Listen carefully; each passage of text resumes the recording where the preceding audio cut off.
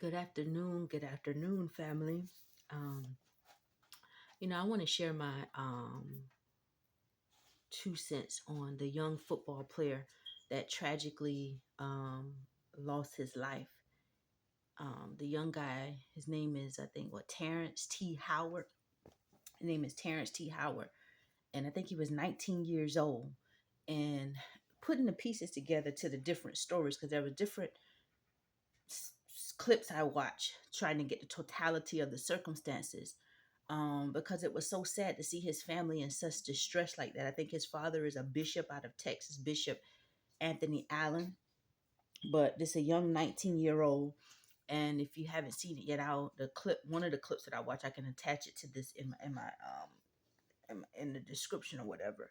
But it made me reflect back on a situation that happened with my uncle, of just very wicked medical professionals. And then, family, we have wicked people in every profession. Just like there's good, there's also evil. We have some of the good people in different professions who are being oppressed, or they're being, they have to fight through the hard times because they're working with wicked people. So you have good and evil, and there's always a spiritual battle sometimes. And so when you go certain places and you end up with people who have the spirit of the Lord in them, having to care for you or deal with you, or work on your situation, or wherever you're going for service, that is a blessing.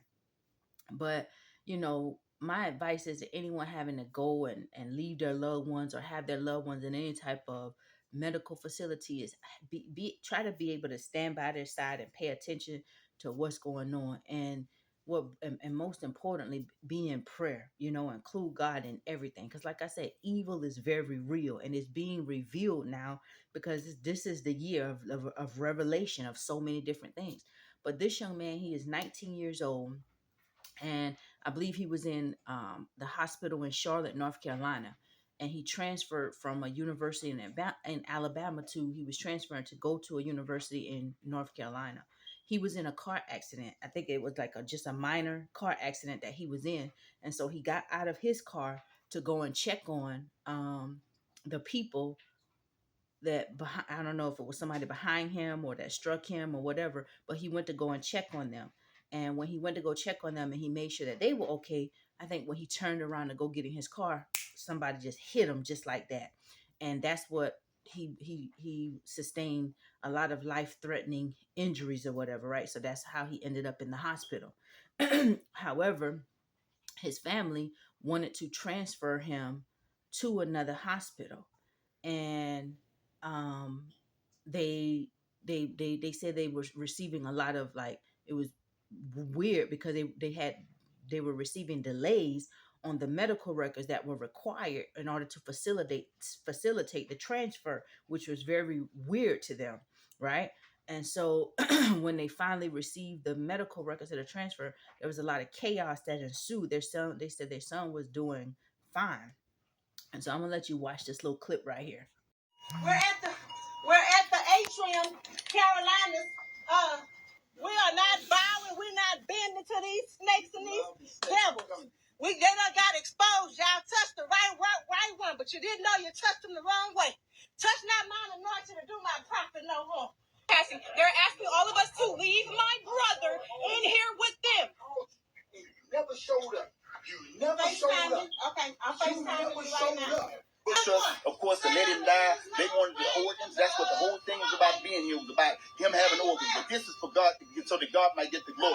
Even if it's to the point where they are the ones that's getting sued, that's being exposed. Whichever way it is, they the ones that did it. I'm telling you right now, his mama's over there pumping him. His mama's trying to bring him back to life right now because they are right now here. And so, as you can see, they were all frantic and stressed out.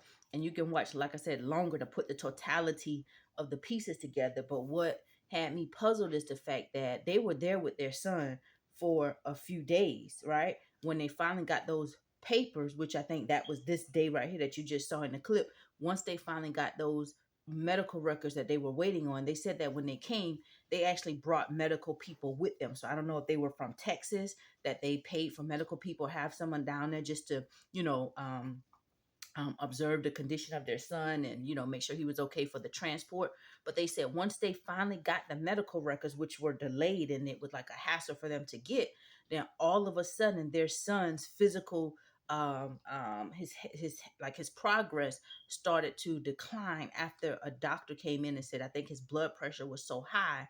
So he's like he was going to give him something to try to lower the blood pressure, but they said when he put something in his IV, all of a sudden his heart rate and stuff started shutting down. His son's body started shut down. So I guess when he started coding, from my understanding, if you're coding and you're already in the hospital, there should be a team there to try to help resuscitate you. So I don't know the facts about that. But looking up the totality of everything, the father mentioned in one clip, he called the police. The police never showed up. And after some time, I think there was one medical professional that made the mom really upset because she was like the lady was laughing or whatever. It's like they really didn't care about the boy's condition. And my thing is, these people were there. They knew this mother knew her son was okay. They said he was moving his legs, different parts of his body was moving the previous day, and he was having bowel movements for several days in a row. So it's like obviously when you sustain so many injuries, it's not like you're going to recover right away. This boy is 19 years old. So based on what his family had witnessed already, he was slowly beginning to, he was showing that he was, there was life in him, and they knew that he was, there. But apparently after what these people did and put in that IV, this boy started to like his breathing, his heart rate, everything must have started to slowly decline. And so I'm praying that they get an autopsy because he did end up dying. They made them get out. And what was really puzzling to me, the father said he called the police. The police never showed up. So I don't know if someone may have met them or they maybe did show up, but the father just wasn't aware and maybe they left. So if they're going to start a case or an investigation, that will be, something that they need to look into. Did they actually did show up and maybe have met with a medical professional who told them they were not needed? So you never knew they showed up. But what really was, you know, I guess puzzling to me, not really puzzling, but just sad is to see how those people were just so, in a state of, they were frantic, panic, hurt and angry, and just, going through something that they probably never thought in a million years that they would experience. And then all of a sudden, after some time, nobody's listening to their complaints. It's like they're at the mercy of this hospital. They're complaining about all of their personal medical people that they brought have already left. Everything was fine before they left. Nobody tried to give their son anything. But then all of a sudden, when they have witnessed and saw what's transpired after their medical team left, the medical professionals there who allegedly did all of this, I guess they were, according to the parents, they're trying to harvest this young boy's organs because the doctor asked him for that and he must have declined it. Um, the medical professionals called the police on the family, and they wanted the family out of there with their son. They did not want anybody in the room by their side. So they made the mother, the father, and the sister, they made all of them leave that boy there. And then he has now passed away, right? So let's keep that family in your prayer. What this reminded me of, and like I said, evil people are everywhere. You got good people in the profession, but you also have wicked people. What this reminded me of when they said that the doctor came in and put something in his IV, it took me back to my uncle. I remember when my uncle was diagnosed with cancer, right? Um, he had tumors all in his throat because he was a smoker. Um, but I believe my uncle had stopped smoking shortly prior to that or whatever. Um, but when they diagnosed him with cancer, they put a trach in his neck and he had tumors in his face or whatever. That they put him on hospice. They gave him like just not long to live, right? There was nothing they could do for him. So they sent him home. He was with his sister. And my uncle, I went down there to see my uncle. When I went to see him, they had sent him home on hospice and just like with a tube to just with some milk, like some milky stuff just to put into his stomach. And so, one thing I'd always learned from Dr. Sebi is that dairy, it causes mucus, so it doesn't help. It wouldn't help any, fighting off any tumors or anything. I guess it would just satisfy a hunger pain. And so me and the sister, my aunt, we was talking and we were, I took some other stuff down there So she stopped giving him the milk, the dairy products, and she was giving him like, some stuff that she'd mixed up, like sour sop, like good fruit and stuff like that. Things that are good to, fight off cancer cells and stuff. And so she would put that in his tube, and then we prayed. The day that I went down there to see my uncle, I took some stuff, gave it to his sister, who took very good care of him. And my uncle still had his health and strength, so it's not like he wasn't mobile. Like, he was still going outside. He just had that trach in his throat, but he was still helping his sister, like, because he could plant really good. He know how to grow watermelons and stuff like that. So he was still teaching her a lot of things, because she got growing fingers as well. But they would just work together. And my uncle's face was swole up real big, so the tumors were growing, right? And so we prayed. I laid hands on his face. All of us gathered around him, and and he's a believer in God. And he was in agreement with those prayers, and we began to command those tumors to go backwards. We just pray, cover him in the blood of Jesus. And so he, we left him. He was in good spirit. He just couldn't open his mouth. And so after a few days or whatever, I went back down there to check on him, and my uncle grabbed my hand. He was like, he started smiling, and I was like, oh wow. So he was opening his mouth. The tumors had done shrunk and went down, you know. And so he was still getting around, and I said, let's continue to keep trusting God. And he's like, the trachea. I said, it's itching. He used to complain all the time. He's like, it's itching. He wanted out. He wanted the trachea out. And after some time, we were like, let's just keep praying, see what the doctor said about removing it. So his sister, she would say how rude the doctors was, because she would go with him to his doctor's appointment, and she would say how rude the doctor was, and he was like, he's not taking the trachea out, he wouldn't do anything. And so they talked about maybe, going to another facility. She shared that with the doctor. Well, can we take him here? And the doctor was like, no, if you do this, he threatened. And what she told me is that he threatened to have his medical insurance cut off, and all kind of stuff like that. And I was like, I don't think he has that kind of power, to do that or whatever. And then her sister said he gave me this bottle of morphine and said we need to give him the morphine. And so we agreed, like, we're not giving him the morphine because that's going to shut his organs down. Like, he's alive, he's well, he's going to the bathroom on his own, he's moving around the house, he's going for rides. You know what I'm saying? Like, if he want to go somewhere, he'll say he want to ride or whatever. Like, why give him morphine when he's not complaining of being in pain or nothing? He just, the only thing he's been complaining about is he said he want this out. He would say that, because it kept itching his throat. And there was even one time he tried to take he loosened a paper clip all the way and tried to stick it in there. And we was like, no, don't do that. He was trying to scratch his throat. He's like, it's itching. But they would not offer any type of assistance. So I came down one day, and I went to meet this other doctor who is just got a good spirit about himself. This doctor, he walks around a lot. He just got a good spirit, and he believes in, all type of natural ways of healing. And like I said, he just always had a good spirit. And so I found him one day. He was just walking, and I got out and I talked to him, and he shared a lot of things with me that just, I could tell he had a heavy spirit. And he was like, I'm embarrassed. He said, I am ashamed of my profession. That's what he told me. And he told me some other things that he had seen going on with somebody else that was prominent. I can't even mention this stuff, but something that happened with another individual that should not have, you know, lost their life. And I was like, wow, he was walking around with this heavy heart. And it's like he can't talk to nobody because he sees things this way, and he doesn't fit in with this crowd of group over here because there he sees it for what it is. I was like, wow, he's walking with the light of God on the inside of him. So his spirit was grieved.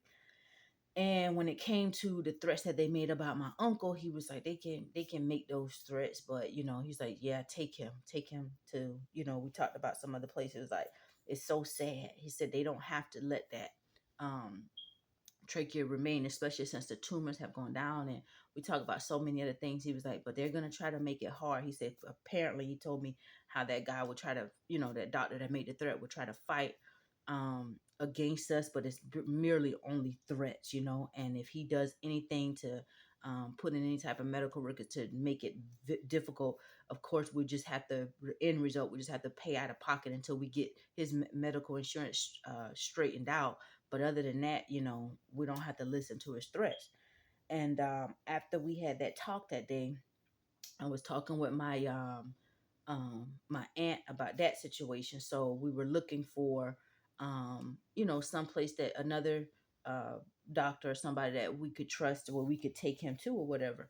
But over time, the that doctor ended up sending the hospice nurse out before my sister, my uncle's sister was taking care of him. So the nurse didn't really need to come out, but she would come, and she said, you're not giving him the morphine. He needs to have the morphine." And she was like, "No, we don't give him that or whatever, you know." And she said she wasn't giving it to him, and she's before we could even take him to another place. One day, my aunt, she was sad. She said the nurse came one morning, and she went in a room with them or whatever. And when she came out, she said she saw the nurse. She stick it's the bottle, the similar bottle that she gave them to bring, that they had at the house, that she never opened, she never used. She was sticking that bottle down in her coat pocket or whatever. And she said she thought that was strange, but she didn't ask no questions. And the nurse just left. She was like, "He'll be okay. He's just sleeping." That's what she told him. And she said she noticed my uncle didn't come out the room. You know, he normally, after he wake up in the morning stuff, he'll normally get up, come out the room or whatever, go to the bathroom, get himself together. But she's like, he never came out. He just slept and slept. And she said then late that evening or at night or something like that, if I remember correctly, when he did come out, he was acting like he saw something, like he was scared to walk on the floor, like he saw something that was scaring him. It's like she said, it's like he started having all these delusions and stuff like that. And then she said she noticed he just started going down, like his brain, like he wasn't even functioning, saying proper stuff, like he just, like his strength and stuff just started going down. And she was like, "Why are you acting like that?" She's like, she said he made me scared, because my uncle ain't no strong man. He always been a very, very strong man. Even he always had very supernatural strength. He always had real supernatural strength, and his son still to this day has that same type of strength. Is He's very powerful, like very, like beyond the, if you look at him, you don't think he that strong. But it'll take several men to take, if they want to, if he got into any type of scuffle, it'll take several men to take him down. I remember back in the day growing up at my grandmama's house, when he used to be in the yard playing with all everybody used to be in the yard playing around and stuff like that. My cousins, everybody would be over. The younger ones would get together, and it would take like 4 or 5 of them. They would come up with a plan, like how they were going to grab him and take him down. And two would say they're going to sweep him off his feet, and the other two would say, "We'll grab the hands." Because they'll be out there. You know how back in the day was, families were more together. People would be wrestling and jumping on the trampolines and riding bikes all in the country and stuff. And so that's how we used to be back in the day. As the older folk die off, sometimes the family just spread apart because nobody comes together for those little meals anymore, right? Like that boy say on what was that, Big Mama's house. Y'all know that's what Big Mama would have wanted, bringing together. But anyway, he was always very strong, and so she said he was scaring her. She was becoming afraid. And so when she I think she called the doctor or something that next day, and they told her to give him some morphine that'll help him. And she was like, she said that didn't sit well in her spirit. She said, because she wasn't giving her the morphine before. She said she remembered the lady was pushing that thing down in her pocket, so she wondered that that lady gave him that morphine, because he was not acting like that before the nurse came. That day before she came, he was fine. He wasn't acting so off. He was complaining like he was getting tired of that trach in his throat. So that's what we was working on, trying to see where we're going to, because obviously we want to research where we would take him. And so we were looking into stuff like that. But the nurse came back out the next day, and she went in there. She said she had the door closed or whatever when she went in there. And my aunt is not the type, she wasn't his sister. She's not the type to, let me see what's going on. While she's just, she said she felt in her spirit it just wasn't right, you know. And so the next day, I don't know if the nurse went in there by herself or whatever. She must have gave him some more morphine, because when my uncle started having those delusions, eventually he wasn't getting out of the bed after that nurse came at the second day, So it's like he was just going down. So we believe that what he was given was that morphine. What dosage, I don't know, but I don't believe that, with him being so up and alert and stuff like that, and having those threats from the doctor, and then having that nurse finally come there and take it upon herself um, to do whatever she did. We know that that's when the decline happened, because the way his face was swollen up, he couldn't move his mouth. We had already seen the miracle right there. We'd already seen God answer our prayers right there, because the tumors that were growing, they began to decrease and decline and go backwards, right? Because we spoke to those things and we trusted what God would do. But then when you have other people who are in position and who have done things, and are not on one accord with you, that's where the fight came in. There wasn't, it's like they weren't trying to hear, oh, you're gonna take him to someplace else. It was just like, you do that and you're gonna lose his insurance. No, give him the morphine. It's like pressure behind that, and I think that when I saw this, what happened to this family, that kind of triggered that same memory, back to my mind, and their pain, and they're calling out, they're frustrated, and they're saying these things, and like nobody, all they have is a camera going. Nobody's there at the moment when their son needs, constant somebody there to actually help. He was already breathing before, his breathing wasn't fine. His heart was fine until whatever that doctor came and put in that IV. They were there. They saw his breathing begin to deteriorate. They saw his life begin to deteriorate, and every mother knows her child. This lady knows that her son was on his way to recovery. She's saying that my son has had a bowel movement the day before. My son has had a bowel movement the day before that. She knows her son was there. My son was moving his legs, he was moving his legs, he was moving his arms. And so as I watched different pieces of this thing, it made me very, very sad. But God can still get the glory, because what has happened to this young boy, I know if it has happened to him, it has happened to others, right? And so I want us to pray for this family. Like I said, I think the father's name is Bishop Anthony Neal or something like that. I can't remember, but I'm going to link um, the one of the clips that I saw in the description, so you can also watch it. There's other clips. I can't remember where I saw all the clips, but you can kind of put the totality together before everything kind of got all out of order. You could see there was a calmness initially until some things began to transpire. But they're telling their story, and I hope that this boy, even though he's not with us anymore, but I pray that he gets justice. And if this has happened to that what happened to him doesn't happen to any other families. It's very sad when you see your loved one there, and you're trying to advocate for them, and you have people who don't have that same love in their heart, and they're working against you, when they actually in a position that they should be helping you and working together. This is very sad and it's very tragic, but I know what prayer can do. And I believe that family is going to fight hard, and they are seeking justice. And I pray that they find the right counsel, that are knowledgeable. And it appears that they already also have their own medical team as well, because they said that their medical people were there observing everything and everything was fine. So I pray that they bring justice to this boy, so this can, not happen to anyone else at this facility. So you guys pray for them as well. Keep this family in your prayers, right? And if you go into any of these facilities where your loved one have to be on an extended stay, pray over them, and try not to, if you're in a position where you don't have to leave them alone, try not to leave them alone, right? Because evil is very real. Evil is very real, no matter what angle we turn it. Evil is just real, right? Have a blessed day.